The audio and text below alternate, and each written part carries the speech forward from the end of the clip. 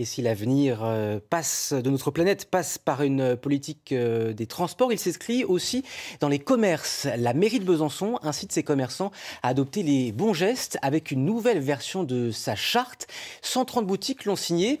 Alors en quoi consiste-t-elle concrètement? Réponse avec Jeanne Cazé et Guillaume Souda. Une signature pour la planète.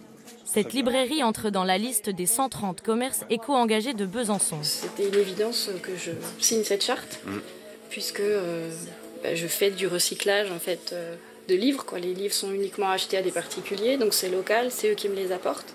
Gestion des déchets, empreinte numérique, cette charte incitative, vieille de 10 ans, est relancée par la mairie avec 2 nouveautés.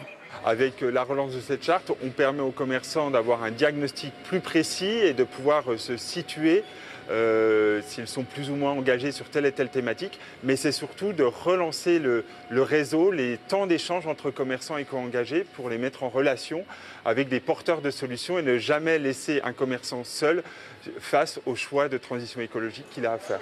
Un partage de connaissances bienvenu pour assumer les coûts d'une telle transition.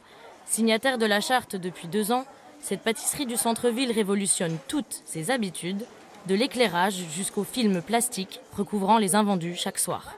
En mettant des LED un petit peu partout, in fine, on va se retrouver gagnant au niveau des consommations d'électricité.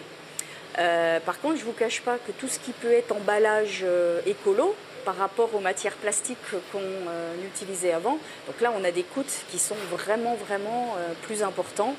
Chez Fabrice Roche, tout se recycle, même les barquettes, couverts et serviettes à emporter fabriquées en pulpe de maïs, biodégradables. Et que ça se dégrade hyper facilement, mélangé au compost, ça pourrit naturellement en fait. Seul bémol, cette cantine doit engager un prestataire pour évacuer ses déchets alimentaires, faute de benne à compost dans les rues du centre-ville.